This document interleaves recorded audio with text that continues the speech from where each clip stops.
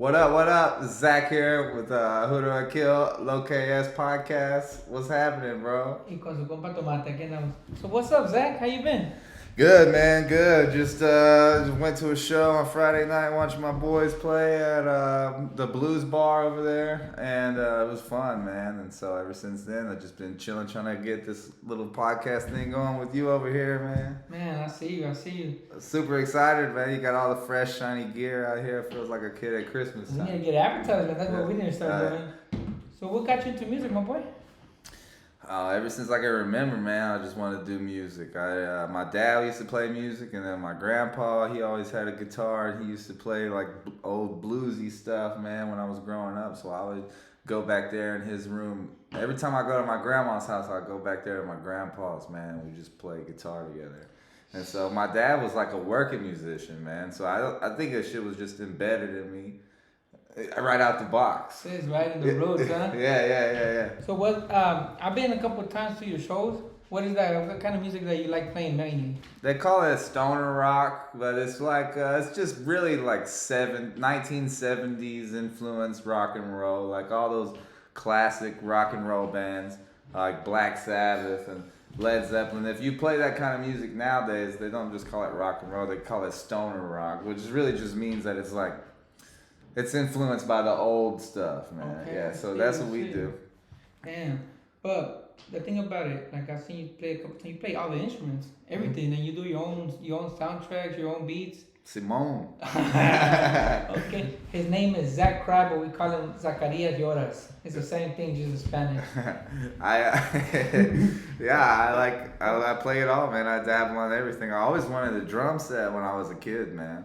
And my mom just couldn't afford it, so I had guitars and stuff. I never had drums. No. And I just kind of learned by tapping my fingers how to play drums.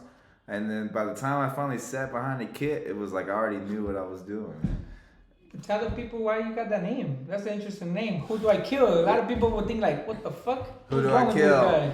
It's a play on words because it sounds like who do I kill, but it's actually the name of a woman that is a neuroscientist. So she she did like leading research on depression and anxiety, and she also discovered endorphins and stuff, man. So that's like a lot of music that I do and a lot of lyrics I write are like dealing with like mental stuff. So I thought that fit in perfectly, man. Yeah. Is that the first group you had? No, I've had this is probably like the third real effort that I've given into trying to be a group and have a band and stuff, man. Nah, because I've seen the music you throw out. There's obviously it's not my type of genre, but Uh-huh. the times I heard it, I could jam with it for sure, for sure. Yeah. And where you from? I'm from East Texas, and Texarkana is like right on the border of Texas, and it's actually in Texas and Arkansas. So that's where I was born and raised, but we moved around a lot. I grew up for a long time down in Corpus Christi. That's why I know a lot of people. That's where Dan came from. You Okay, know, my boy Dan, Yeah, Angel. yeah. Yes, Angel's sir. from Yuma, right? Angels from Yuma, Yeah, he gets down too. So we always moved around a lot when I was a kid, man. That's why I kind of like carry people with me, man. Even though I move away from the city, I still keep in contact, man. You know, try to make shit happen, man. Yeah, that's what it's about. When the people that connect with you, like I said, I don't do music, but the people that connect with you, Yeah. you have to keep them around, my boy, because Yeah. you never know. Take the people you started with. You got to build a network, man. That's what this whole music business is about. Is the networks and relationships that you build, man. I mean, you could be a great singer, you could write great songs, but if you're not getting in the right spotlight, if you're not talking to the right people, you're just gonna go unnoticed, man. You're just gonna go fall under the rug. Most definitely. So, Texarkana, right? Yeah. That's a pretty rough neighborhood area to come up, grow Yeah, up. they call it Texarkanistan. God damn. It's one of the top. It's like in the top of the most dangerous cities in Texas, and it's like one of the smallest cities. Because Texas is huge, my boy. Last Yeah. time we were out there, we could drive for hours and you still be in Texas. Mm-hmm. How was it growing up in the environment? Like, we're from South Phoenix, right here in Buckeye. You know what I mean? We grew up rough too, but Yeah. you are different. That's the whole different type of breed than what we're here in Arizona.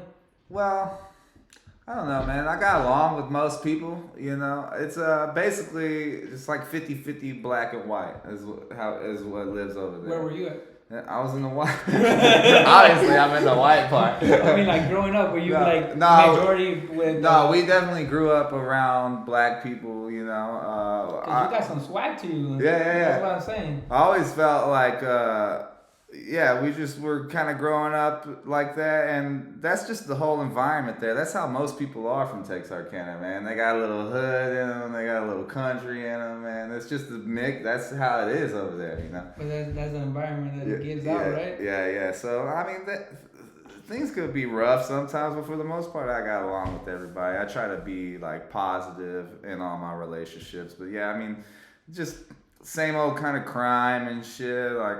I don't know. I know a lot of people that have like been smoked out there over stupid shit. You know what I mean? Yeah. I know a guy that got killed over a parking spot. A parking spot. Yeah. What you mean? It's just because he moved. He said no. He started. He got the better of the dude in a fight, and then the guy came back with a gun and shot him. So he couldn't take the L. Yeah, he couldn't just take the L. So. Shit like that all around you, man. I mean, it's the real deal over there. But I believe you, man. You just gotta try to not step on people's toes, man. And I try to just not be where I'm not, where I'm not supposed to be. I feel you. Definitely.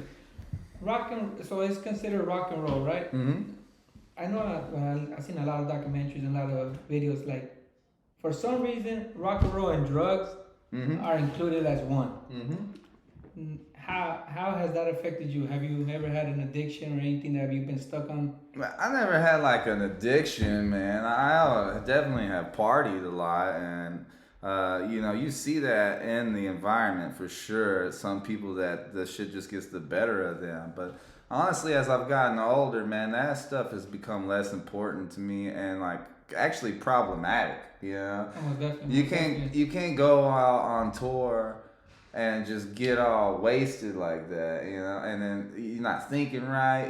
If you're not getting well rested, you're not gonna do a good show. And the whole point of going out on the road is to showcase your talents and your abilities, you know, the best you can do. You don't want to be out there giving 20% because you decided to get fucked up the night before. Most definitely, I agree with you 100%. Like I said, to each his own. I guess. Mm-hmm. You know. I've been knowing you for the past 5 years. Yeah. And when I met you, you were used to go help Dad because he's an Elvis impersonator, right? Yeah. And did he teach you how to connect everything? How to like obviously like he teach you how to play instruments? My dad and my mom were divorced, so he wasn't in the house, but I mean, he was a part of my life. But when I got music instruments, he wasn't around to show me what's up, but I just kind of learned, you know. I just taught myself because I had such a passion for it and just learned how to play music and stuff. And then connecting all the audio stuff is kind of a part of that. You just learn. As you're playing music, you learn how to connect different stuff and shit like that. Here you go, my boy. Thank you, man. Thank you. Cheers to Kate, man. Pick us up, dude. Hey, and then so, you get new pedals and you get new toys, man, new amps and shit. You got to figure out how to wire all that shit up. So that's a big part of music, and I always got into the audio side of it, recording and stuff, and that's more wires, it's more cords you got to hook up, and that's why I chose to go into the field of electricity for work, you know, because I'm already good at circuits and what goes where and how you hook shit up. So it made perfect sense to find a career in the electrical field. Because I know we've been talking about this podcast for a long time. What were we going to call it? Don't listen to us? Remember? Yeah, I remember that. Irish cream? Yeah, Irish cream and fucking caramel. Thunder. Yeah, caramel thunder. Oh, yeah. Yeah, like I said, I know you used to go, we used to work, and then, hey, I got to go. You went to go help your dad. How has this, I know musicians travel a lot, they work a lot. And how's that? You have a family, right? How does it affect it? Like, I don't understand that sometimes it's hard for the wife to, like, you know what, I gotta go, you gotta stay. Yeah. How does that affect on a family point of view? Man, it's hard. It's getting harder on me as time goes by, you know, because you realize that, like, well, one day I just woke up and my daughter wasn't a little girl anymore. She was like a young woman. And when I seen that shit, I'm like, yo, where's the time been going, man? What have I been doing? You know, and really, I've been focused on work and trying to build a life for us here and everything. But when you do that, you don't even realize like time is going by, man. So my daughter was like, I don't know. One day I woke up and I looked at my daughter and she just looked like a woman and she wasn't a little girl anymore. And I realized like, man, I kind of need to prioritize what I spend my time on, man, because if the next 5 years go fast as the last 5 years, then my girl, she gonna be out of my house. Definitely. And I want to make sure, cause I got younger kids too, so I want to make sure that I don't lose that with them. Not that I lost the time or anything, Right, but right. I just wasn't. And then so now as I get older, like you said, I was going to my dad's and running sound down there. I'd come work with you guys. I'd take off a little early. Thankfully, you almost fired me for this shit. But you would let me take off early, man, and shoot down to Yuma. And then sometimes I'd do that show and then drive right back so I could be at work the next day.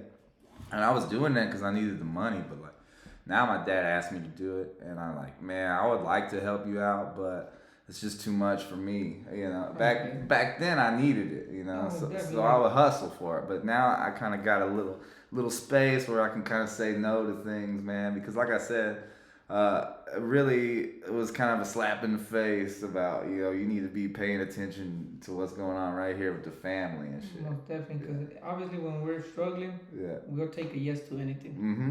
And obviously when you have a little bit of more comfort that, you know what, you have the privilege, which my opinion is a privilege, to say no. Exactly. That's what I felt when I told my dad the other day. I was telling him, nah, I can't go out there, man. It's gonna be too much. I just started working with these other guys, and I'm just gonna have to pass. And I did feel like that was a privilege because before I would have just had to do it, man. But time waits for nobody. No, that's for nobody. That's one of the things that people don't seem to understand. Mm-hmm. And I put myself in those shoes because obviously I have kids as well. You close your eyes, the next day their features change. Sometimes you don't even see them grow. Mm-hmm. You're like, where did the time fly? Just working, just having a career, working full time so that you can pay the bills and everything, and then come home and just spend the rest of your time with your kids. That's all it really is, bro.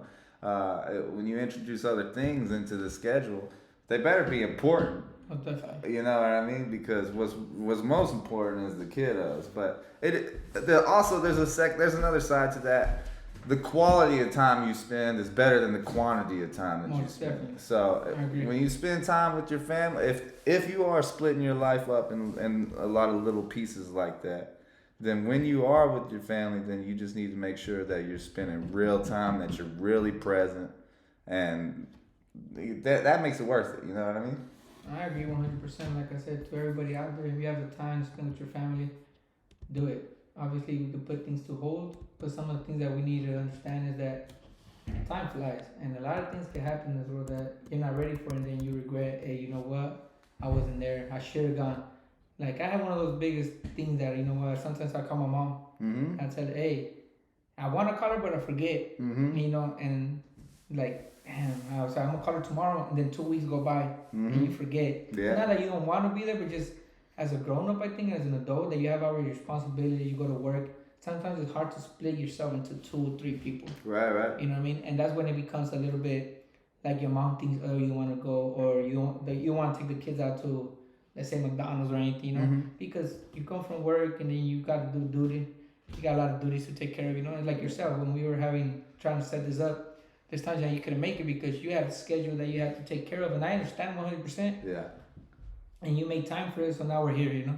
Yeah. And that's where we want to make this for everybody. It's not just for us, it's just to communicate. It's a talk. It's a talk, and whatever pops up, that's why I named it Lo Que Es. Yeah. Stating it is what it is. We don't know what we want to talk about at that moment, but as soon as we get it, it's like old truck. It's hard to get it started, but once it starts, there's nothing stopping it, you know what I mean? I feel that, and like I said, for me to just do something like this, which is like totally outside of my comfort zone, and just being a part of your podcast with you, opened me up to new experiences and just kind of getting me out of the everyday same old thing. So I'm excited to be a part of it and doing something different. I remember when we used to work together, we would be talking about all kinds of shit all day, every day. The book club. Yeah, gangster ass book club. We had a gangster ass book club. It was about to read. We all were supposed to read a book. We got a big ass book. We got one big book, and then we got one real little book. We read the little one, but. That book, hey man, that guy got the dude that wrote that book, he's got a Netflix show now, Ancient Apocalypse. Oh, that book was nice. That was it opens your mind to some different things. Like you look at things for a certain perspective. Yeah. And you pick on other people's brain. Like say for example, when I start talking to you, I have my own opinion, but as soon as I talk to you, like, what the fuck, like no way, like it makes sense. Yeah. But yeah, I wanna like reading. I like reading. I get lazy too, though, so I read audiobooks. I think now we're in a new era where, like, if you're absorbing knowledge, it doesn't matter if you're reading it or if you're listening to it, like a podcast, that's absorbing knowledge, or watching videos or documentary, you're still taking it in. Most definitely. I think back in the day, that's all they had was books. Yeah. Yeah, a lot of books. That's the thing about society nowadays. Like, I'll be one of the ones to say, you have to accept it that is evolving to something that we can't control no more. Mm-hmm. Like me personally, sometimes I see some things that be like, fuck. Yeah. But at the end of the day, that's what's gonna get you. If you don't if you don't know internet, if you don't know nothing like that, you're stuck. No matter how smart you are, no matter how good you are or something, if you don't know how to control it, you're done. You're stuck on the same spout. There's a new thing too, where people like us that are from a certain generation, we didn't have. It's all good. We got the baby girl in here, man. She making noise. It's all good. But we come from a generation like we're the last people to live without internet. You're right. We're the last ones, bro. With our smartphone. Yeah, I had internet. We didn't really get the internet until I was like 16, bro. You lucky. I got internet when I got married. Yeah. I was like 22, 23. I didn't even have a phone. I remember I used to have I remember my dad found one at the airport. It was like a BlackBerry. I remember that. And they were prepaid. People love those Blackberries, bro. Those are trap phones. My dad just barely got rid of his Blackberry. I'm sure he's hurt. I remember that. Like, it's so crazy because technology is so advanced that tomorrow you won't even know what's gonna happen. You know what I mean? Is that one playing? Here, let's turn it over. No, I hear what you're saying. But no, and so what I was saying was like, we look at our kids and they're like in the Matrix. I know. I look at my son and I'm like, hey man, but you don't need to be playing video games all goddamn day. But then you look at these kids on Twitch and stuff, they're making $1 million playing video games. We broke. Yeah. So it's a different world, man. Like we just got that instilled in us that you can't just sit around bullshitting all day. You gotta get up, get out, and get something. But for these kids, it's different, man. Life is like obviously not as hard for them. But that's gonna come at a price eventually, man. Eventually, that's gonna go over the hill into the wrong direction, you know. Correct. That's the thing that, like you said, we don't want to give them the life that we had. Mm-hmm. So we give them everything, but at the same time, we're taking everything away from them. Mm-hmm. You know, because obviously, I don't want my kid to be working at 15, 14, how I start working, right, or doing some illegal activities that they shouldn't be doing. But, right. But in order for us to do that, we take it away and we cage them in supposedly the good environment, but you make them ignorant. That's bad too, yeah, because they're not getting out there in the streets. They're not really facing adversity, man. I mean, you need to go out and get beat up. You know? Yeah. You gotta get hurt a little bit, man. Yeah, for sure. I've been practicing on letting go a little bit of my older. It's hard though because at the end of the day, you see society right now. It's a crazy world. Crazy, bro. Mm-hmm. But yet again, back in the day, they used to kidnap people too. Shit. Yeah. But the thing is, now we have internet. Yeah. Like now, people can report it. Now people can. I can send you a message from China to California, and they'll get it like that. Back in the day, the word from there took 2-3 weeks. Yeah. You know, now it's a scarier world. And I'm sure you grew up similar to me, where I had the key to my house, man. Since I was in like third grade, I come home from school, I fucking let myself in. That's not even. I used to go through the window if I lost the key. I used to get my ass whipped. I used to have the key. I used to go jump through the window. So my mom was working, you know, and we was outside running around. Home in the streets, fucking with the living. That's it, man. That's like how high. Yeah. So yeah, these kids don't know about that, but that's a good thing. No, that's good to a certain extent. But like I said, we just gotta teach them morals now. Like now, teach them the right way, but up to par with society. Mm-hmm. You know what I mean? Like now, back in the day, people wanted to be police officer, doctor. Now, look what we're doing. We're doing a podcast. Influencers. I know. People want to be TikTokers, influencers. Nobody wants to be a fireman no more. Nobody wants to be a doctor, a police officer. They want to be Jake Paul. Mm-hmm. They want to be, Rogan. All these people, which is good because they're making it happen. I used to be one of the people be like, damn, what the hell, people making them rich. Yeah. But then I started hearing other people's opinions, and it makes sense. Like they're giving it's a supply and demand. Yeah. They're giving you entertainment. Mm-hmm. Free. Yeah.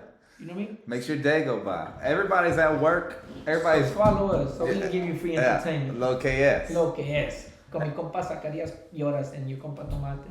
Everybody's at work. You got to commute. When you're in that commute, listening to podcasts. That's what I do. I listen to podcasts at work. They just make my day go by. Not only am I working, but I'm multitasking.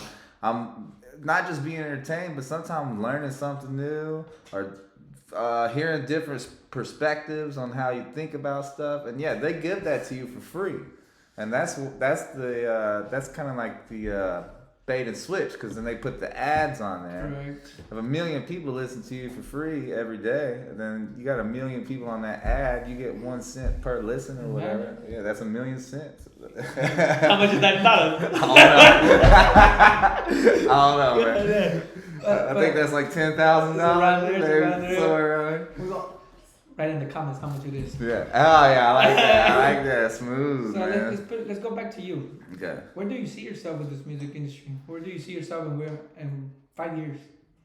Well, at this point, I feel like I've achieved a lot that I really wanted to achieve, and I feel like in the past couple of years, I've gotten a lot of opportunities that I was really waiting for. And I'm super grateful for that, but I feel like it came at a weird time in my life where I'm like sort of transitioning, because I love music. I want to do music.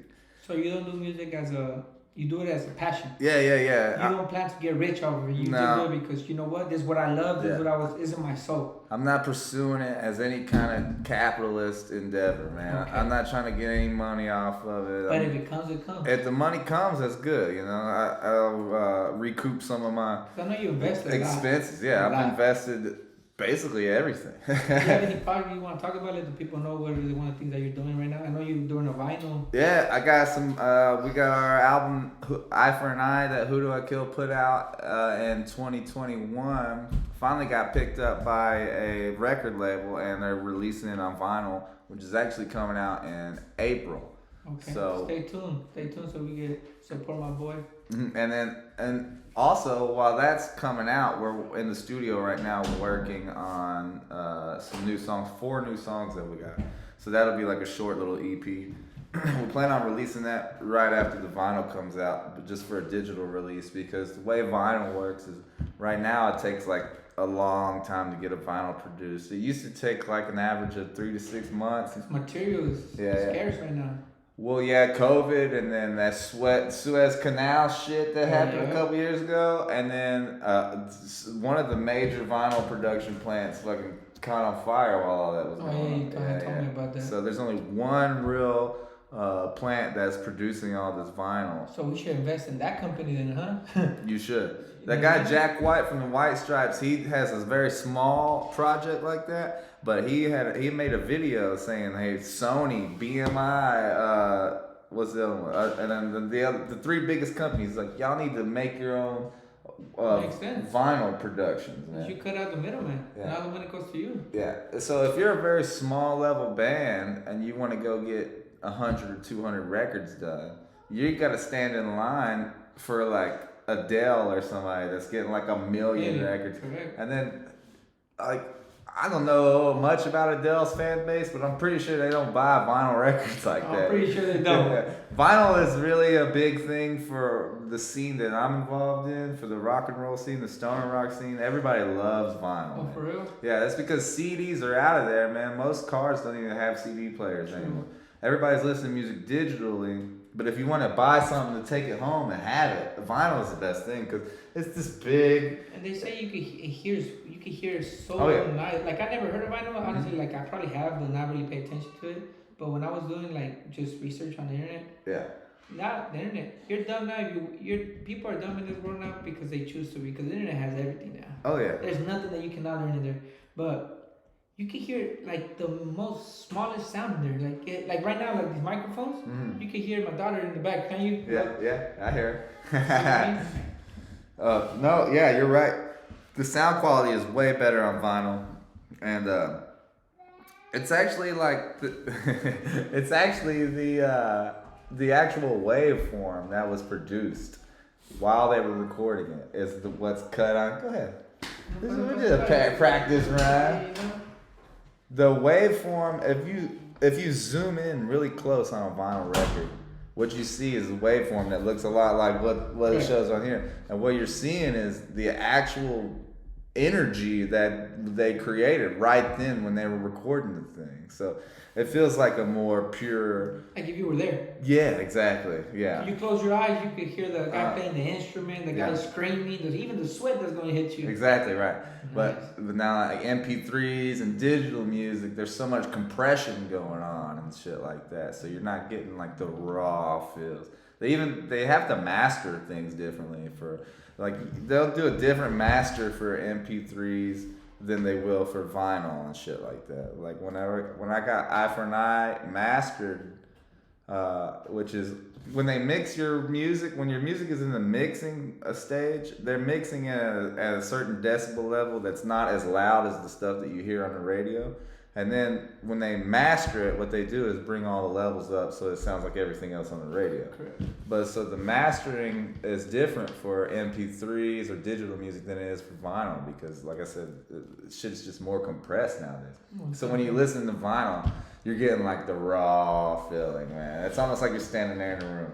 Because like I said, rock I don't really listen to, but when I went to your shows, just you throwing the show, going crazy, like that hypes you up, man. Like I remember we went to that bar. Where was it at? Remember? Yeah, Starlight Lounge. Starlight, and people were just like listening to the band, but as soon as you went up and like you started screaming at them, I don't know what the hell you did, but they were hyped up. You were like cracked to them. I flipped the switch. You flipped the switch, my boy, on to out. That's cool.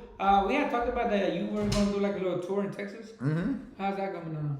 It's going good. We are going, we're going to hit this South by Southwest stuff over in Austin, man. This guy, Tom Frank, from a band Duel, they're really great. They're always doing cool stuff. Shout out to Duel. Duel's awesome. And he sets up this festival every year as a part of South by Southwest, which is an even bigger festival. They pretty much just take over the whole city of Austin, and it lasts. Oh, you were there last year, no? Yeah. Yeah, it's wild out there, man. It's very hectic out there. I love Austin, man. I have a lot of good friends out there. So Austin, listen to my voice. Subscribe, like, and share. Low K-ass, Austin. There you go. And so doing tours is really fun to go do in Texas because that's one state with like, I think that might be the state that has the most bigger cities, you know, because it's such a big state. You got San Antonio, Austin, Houston. If you want to go all the way down, you can go to Corpus. Corpus is shit. Yeah, Corpus is awesome. Dallas is right there. And then there's even other towns like San Angelo, San Marcos, El Paso. You can go play Midland, Lubbock. I mean, there's no other state that's got that many cities that which you can go play. It's like diversity out there. If you go a little bit south, obviously you have the Hispanic, Mexican. You go to the country, you got the country. Yeah. And then you go to Houston. Yeah. Goddamn, Houston. Zero to crook. Y'all put that on the map for sure. Yeah, but Houston's wild. There's a different kind of breed out there, the Texas people, for sure. Yeah, I love Texas, but you know what? The Mexican food over there ain't got shit on the Mexican food out here. Oh no, I do respect to Texas. I went up there in San Antonio. That's It's I a don't different. know what to tell you. That Tex-Mex is different. Tex-Mex. I do respect, like I said, to each his own, but They put queso on everything. I think Arizona, Yeah. South Cal. It's a Sonora style, right? Oh, right here, like it depends. We have Sonora, Sinaloa, we have all that, but over there, Texas, like I said, the food they have a lot of birria. That's popping. Yeah. Jalisco, you know, Guadalajara, my respects. That they have, but besides that, like. I never had no mariscos until I came out here. Yeah, they're good. Yeah. And the food over there was different, man. Like I said, I respect their culinary skills, but I might have to pass on that one today. Well, just growing up out there, I liked it when I was there, when I was growing up there. But when I got over here and got something different, just people like to compare the Mexican foods. Correct. Yeah. So I just saying, like over here, I think they got Texas, man. And I'm saying, like, you don't know what's good or bad until you try different things. Obviously, if you're used to like in your comfort zone, you won't know what's outside that comfort zone until you get out of it. So you could be in the hood and everything be normal. You think, oh no, it's not dangerous. I'm free. Once you leave and get out to the suburbs or something, you come back, you even feel a little bit more different. Like, wait a minute, let me lock my door, let me do this and that. But yeah, the Mexican food in Arizona, my respects. And the mariscos, whoever knows what mariscos is Mexican seafood. Ceviche, callo de hacha. That mocajete. Oh my boy. That's his favorite. Oh yeah. I love that shit, bro. But you know what? Over there you do get the Cajun flavor though. No, when we went to Louisiana. Yeah. That food. Oh, New Orleans. New Orleans. Yeah. The food over there, like compared to Angry Crab here or Hot and Juicy. Sorry, they got us. Yeah, you're right. And the barbecue in Texas though. Yeah, Texas barbecue on point, man. Nobody else fucking with it. I mean, I've never been to Memphis. I heard Memphis is So I heard they give Texas a run for the money. So Memphis, you guys want us out there on your barbecue? Holla at your boys. Let us know, low KS. We'll be out there. Hell yeah. So let's get back to the music. Obviously, like I said, this is not an interview. This is just a talk. You know what I mean? What is the first song you wrote? Do you remember? Like one of the songs you said, I'm gonna write this song, and why was it? Or what got you thinking, you know what? This song's... I used to write just lyrics. I used to write raps. I remember that. Remember we used to have that little walkie-talkie between all of us? We were doing the freestyle battles on the walkie-talkies. That shit was fun, bro. It was fun. There were like 20 people in that little app. What was that app called? Zeal. Yeah. Zeal. Remember that? Yeah. It's a walkie-talkie app that you just 20, 30, 40 people. And they talk and it records it and they went off. Him and another boy Cuddy, I think. Yeah, Cuddy was on there. I remember that. Little Omar. Yeah. He couldn't do it. Next, the white boy took over. I used to freestyle battle people, bro. I used to and motherfuckers knew I was cold, bro. I swear to God, bro. There would be like 2, 3, 4 people standing in line trying to come at me, bro. And we used to do it. It was fun, bro. 8 Mile back then. Yeah. Really, though, I mean, yeah, I used to freestyle with people, and then I used to write rap lyrics. I mean, I did used to look up to Eminem. That was my guy when I was a kid. I'm pretty sure that was almost everybody's. Yeah. Every white boy. Like they wanted to join that. You know, that was their idol. Yeah. But not even that. Like just in hip hop in general, he's a goat. Yeah, he is. If he's not the goat, he's one of the goats. Mm-hmm. Because just to be white and be realistic, hip hop and rap is a black culture. Right. And he was able to get accepted by that community. Mm-hmm. You know, the community that took over. Everybody listens to NWA. You know what I mean? All the music, 50 Cent, The Game, everybody, Nas, Jay-Z. He was able to get accepted by, if not almost all of them. Let's cut from freestyle battling. You know what I mean? He'll fuck people up. He fucking did a rap with Orange. Yeah. What the fuck was that? I remember that. I was thinking, man, that hip hop is a black American thing, but I think it's starting to just become American culture. I don't think it's a black thing anymore. I think it was started by black people, but I think everybody loves it, bro. Everybody has the style. Everybody uses the slang. Everybody, you know what I mean? My kids, I got little white suburban kids, and they're like, "That's lit." Yeah, I know. That's cap. Yeah. They use all the slang. They like the culture, man, and I just feel like it just has really consumed American culture. that's not a bad thing at all. I'm just saying I don't. Yeah, back in the '90s and shit, you would be like, yeah, hip hop is a black thing, but I feel Even like the 2000s, I think. yeah, But now, like, it's just an American thing, now, man. because I think music reaches a lot of people. Mm-hmm. Like, music puts people at peace. Right. And obviously, when music, hip hop came in, most of the people that started rapping, all that, was to get away from all the racism, all the things. They didn't know how to express themselves without violence directly. So you know what? I'm gonna make a lyric like NWA. Ain't that? Yeah. Wow. I think Ice Cube, in my opinion, is by far the Yeah. best. He made that group. I know it's Eazy-E and everybody else, but the lyrics he wrote. I love West Coast rap, but I really love East Coast rap, man. New York, Nas, man. That's the borderline right there. You know what I mean? That's where it got started over there, though. You know, so like Nas, Mos Def, Biggie, even Tupac was an East Coast rapper before he went out west. But I just feel like, it's the reason that it speaks to so many people is because when you write a rock song, it's really structured, right? Your verse is gonna go like this. Sa-na-na-na, sa-na-na-na, sa-na-na-na. But a rap song is like It puts soul into you it. can say way more. You can say a lot of shit in a rap verse, and it's really hard to say that much stuff in a rock verse because you only get so many lines. You know what I mean? And A the typical tempo is rap, different. typical rap verse is like 32 bars or something. You know, you don't They get go wow. yeah. And they go wow. And it's freeform too. It's all over the place. I mean, it's on the beat, it's off the beat, it's moving around the beat like that. And then rock music is like, 4 on the floor, blah blah blah. I've been trying to figure out how I could incorporate that more free flowing. The reason that I'm so drawn to hip hop, like I love Kendrick Lamar. I've just been blasting him forever, dude. Like I listen to more hip hop than rock music right now at this point in my life, and it's just because it's so condensed. He's saying so much, and people relate to that. That's the main thing. You gotta relate. Rock is just party, in my opinion. Like I said, I don't really know it.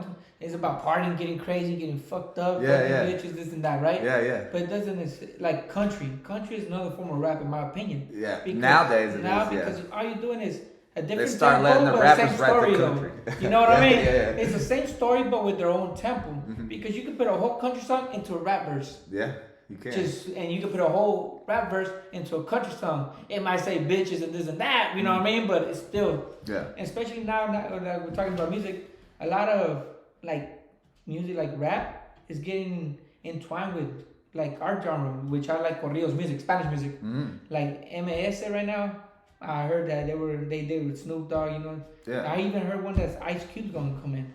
Wow. They're gonna entwine, Yeah, Bad Bunny is one of the biggest artists in the world right now. If not the biggest. Yeah. I mean, he's just wild. He's doing Spanish, rap, with corridos, banda. Everything's going into one now. Well, I think it's just the demographic of the world. I'm sure there's way more Spanish-speaking people and Spanish culture than there is English-speaking and English. But that just tells you that it takes race out of the thing, though. Yeah. Now we're putting an African American, a black person, and a Mexicano joining together, and the Mexicans will listen to the black person sing. Cool. Yeah. And now if you following Snoop Dogg, you'll be like, oh, a lot of black people. They got soul and they listen to they'll just jam it. They don't even know what the hell it says. Yeah. But they jam it. Last time I went to Mexico, the first time I went to Mexico, they were bumping 50 Cent.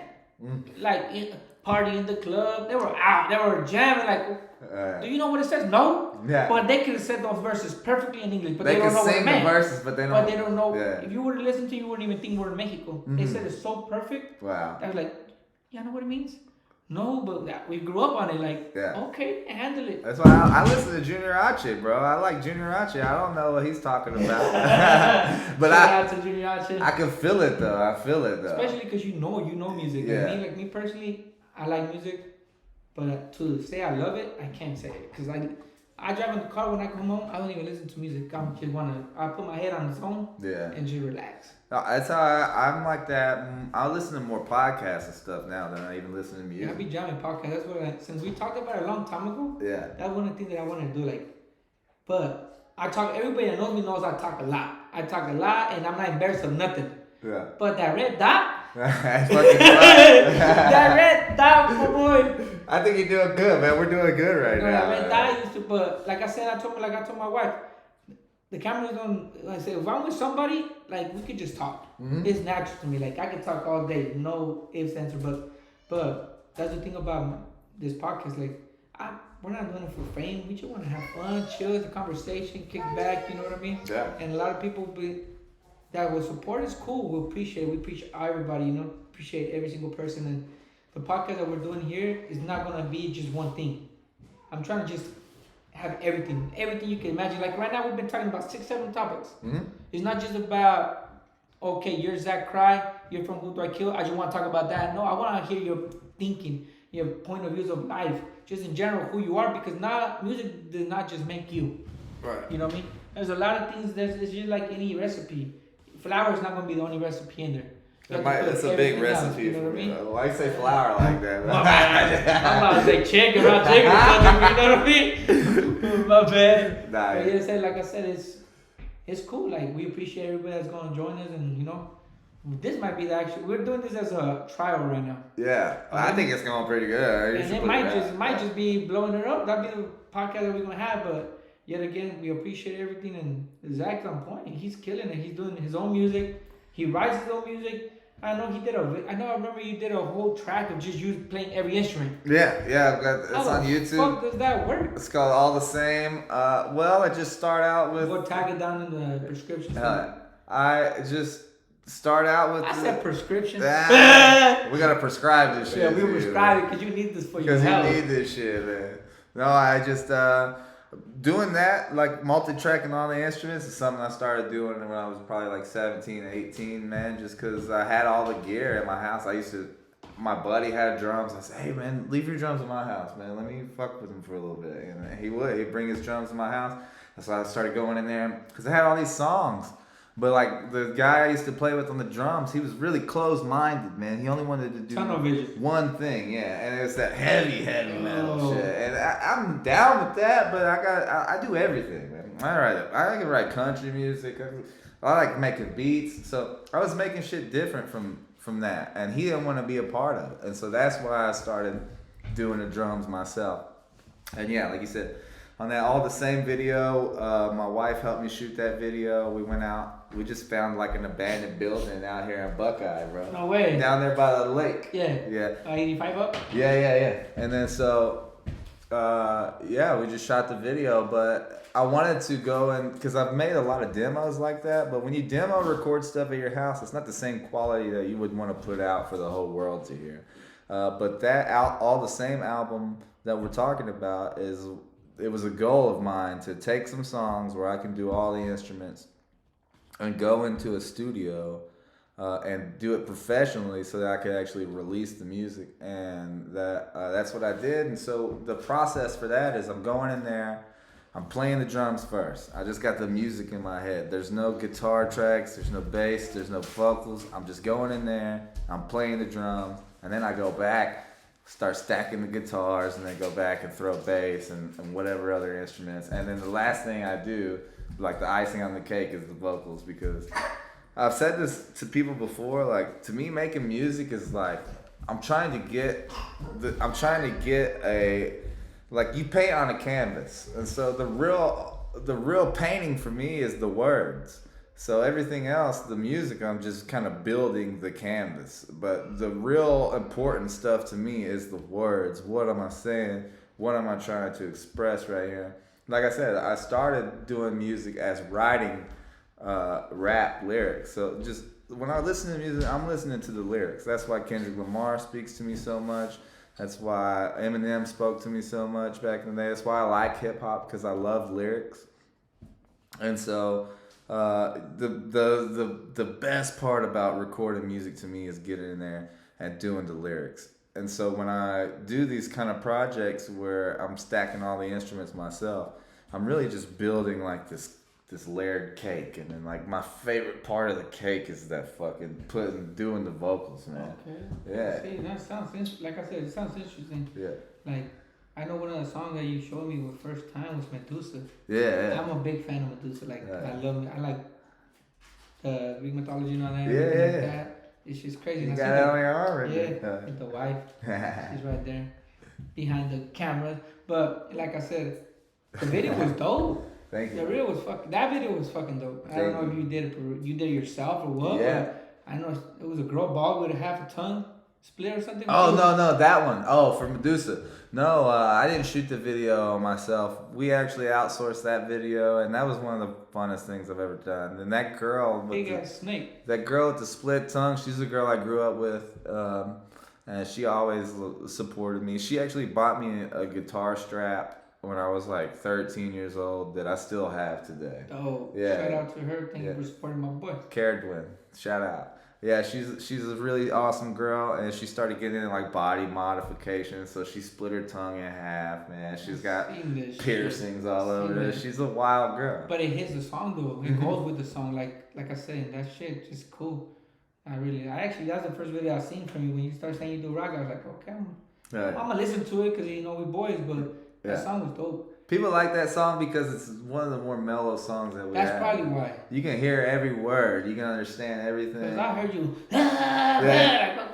That's what people think whenever you tell them I do rock music. They say, like, no, maybe sometimes, but not everything. So, but no, I get it. I mean, a lot of that stuff is kind of ridiculous, but I've always... what makes the music? Yeah, like I said, lyrics are what's the super important thing to me, man.